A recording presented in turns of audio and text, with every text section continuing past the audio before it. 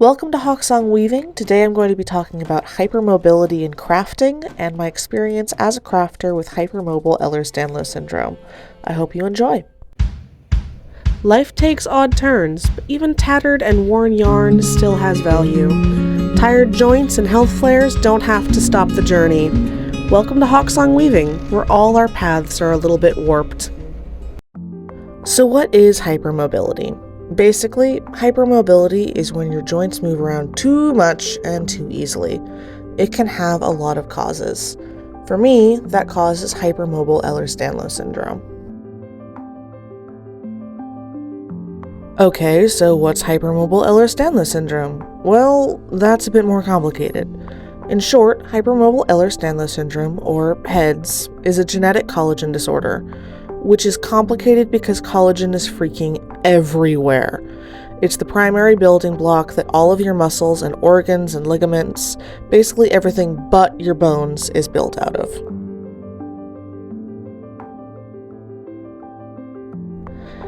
EDS can manifest in different ways, but hypermobile EDS usually manifests in, you guessed it, hypermobile joints.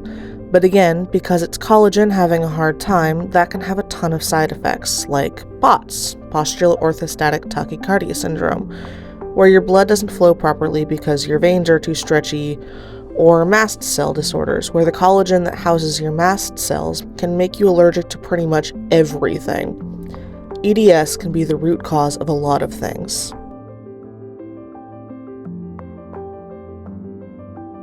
But isn't it super rare? Not really. More and more people in the medical profession are realizing that it's not rare, it's underdiagnosed. Remember the being allergic to pretty much everything bit? Yeah, the millennial generation is the first generation to have lived in a time where life-saving measures were consistently available. I know personally I wouldn't still be here if I didn't have access to the nebulizer in the ER as a kid. And I was in the ER to use the nebulizer a lot as a young child.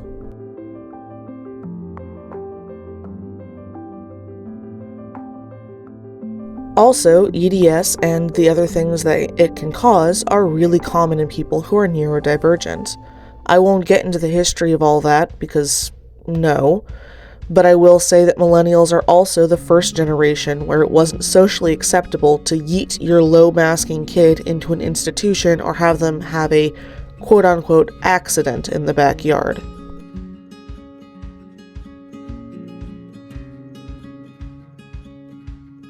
Why am I talking about this on a weaving channel? Well, because I weave with hEDS, and today I'm having a harder time with it than usual, as seen in the fumble counter. For those who work with wool, think of the muscles and ligaments of someone with hEDS as similar to wool yarn. Wool reacts differently when it's an environment that's humid. It will stretch more, it will have more give. When it's dry, it gets more brittle and less flexible.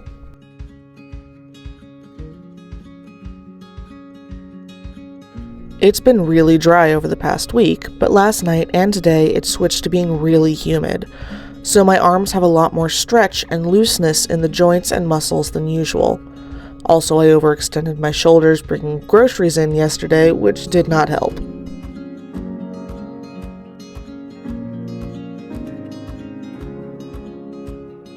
So when the weather gets like this, there are a few things I do to help myself keep crafting. Number 1, I take some painkillers.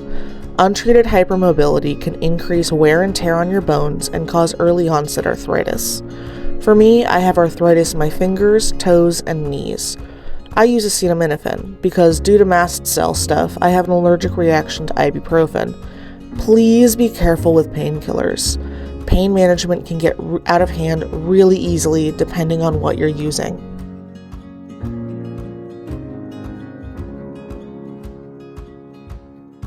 Number 2, I'll work with acrylic yarn instead of wool yarn. Like I mentioned earlier, wool reacts differently to high humidity, and there can only be one collagen reaction at a time, gosh darn it. Because acrylic is manufactured, it doesn't have the same wonkiness and tension that wool can get depending on the weather.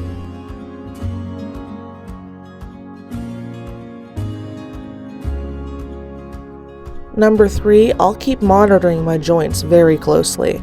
I'm keeping them looser, keeping my fingers curled rather than having a tight grip on the warp threads or the warping hook, letting the yarn slide rather than guiding it more firmly. It's taken a lot of practice to get to this point, and I focus on that practice and that achievement rather than the frustration of fumbling.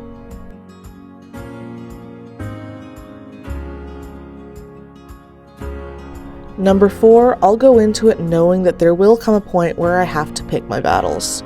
Knowing ahead of time I may not get as wide a warp as I want, that at some point it's not worth putting my hands and shoulders through it.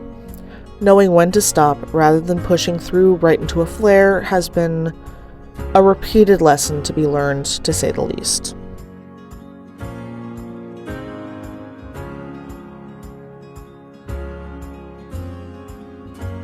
Number 5, overall, I've adapted the warping process so that I don't have to raise my arms over my head, so that I can brace my arms and thus my looser than usual shoulders on the loom or keep them tucked against my side. Fun fact, that T-Rex pose that myself and a lot of other autistic folks use, yeah, that's mostly because of hypermobile joints.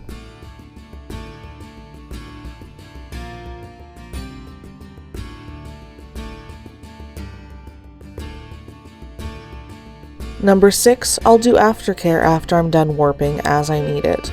Heat helps a ton, compression gloves help a ton.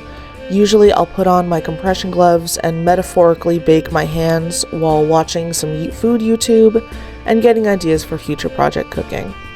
When my hands are done baking, I'll get myself a snack. A lot of recent studies have shown that neurodivergent brains require more sugar, so I'm working at unlearning diet culture thinking and listening to my body as much as I can. It's also safer day to day for people with hypermobile joints to have extra padding. It can help keep our joints in place, prevent damage during a fall, and when we're not able to eat due to having an allergic reaction, having fuel for our body can be helpful too.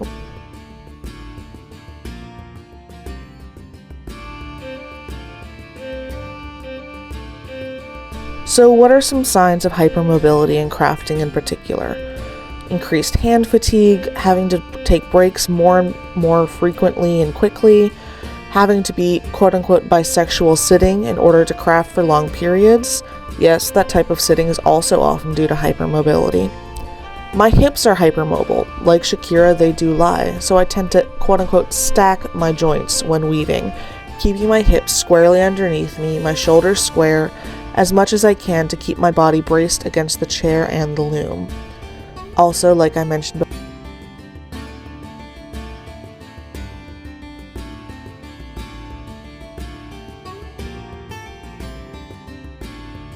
part of why I started this channel was because I came to weaving from knitting. My hands can't take knitting anymore, and it was a loss, as in I have a semicolon on my loom for a reason, loss. All bodies deteriorate over time. Aging happens to all of us. For those of us with hypermobility, it can happen more quickly, and losing crafting can be a huge loss.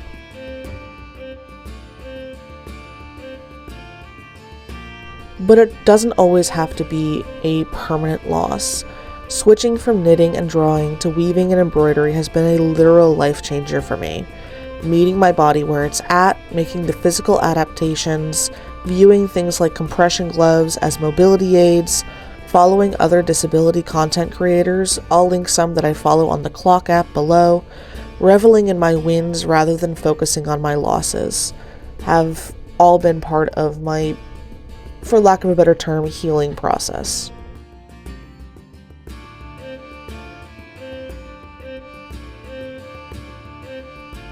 That said, it's not all sunshine and roses. There are absolutely times where I sob and mourn and want to beat my fists against the world at what I've lost. I refuse to bamboozle with inspiration porn. This sucks. This hurts. This is painful emotionally and physically.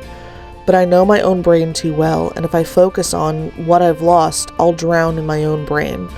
Depression comes hand in hand with disability, especially in the society we live in. But I genuinely believe that I, and everyone else, has a life worth fighting for. The path may have been diverted, but that new path still has beauty.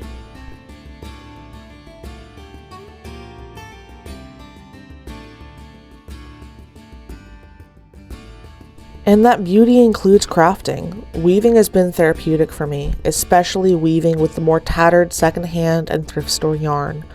Making myself be gentle with those tattered fibers has forced me to be gentle with myself, especially in the early days of figuring out the process for my adaptive warping.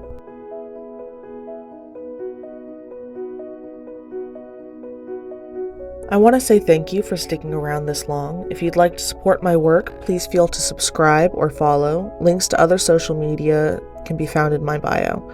Like a lot of things about how I create content, take what works for you and leave the rest.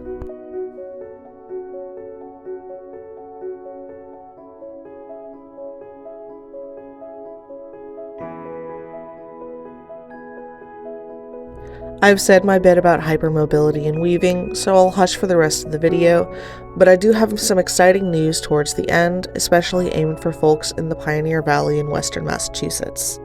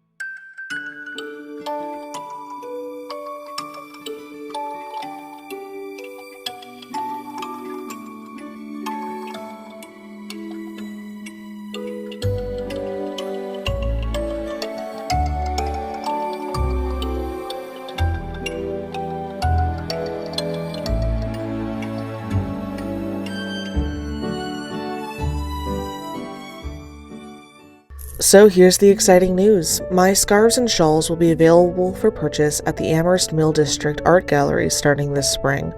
Each piece is hand-woven from upcycled and secondhand yarn and is entirely unique. Scarves are $65, with shawls being between $125 and $225 depending on their size. If you're in the Pioneer Valley area, I encourage you to check out the Amherst Mill District in general. They're doing some really exciting things with local artists. For example, I'm going to be giving in-person demonstrations on my adaptive weaving, and I'm looking forward to demonstrations from other artists as well. Thank you for watching this video. I'm so glad for the odd turn your life took that got you here. Thanks for spending time with Hawksong Weaving, where we're all a bit warped.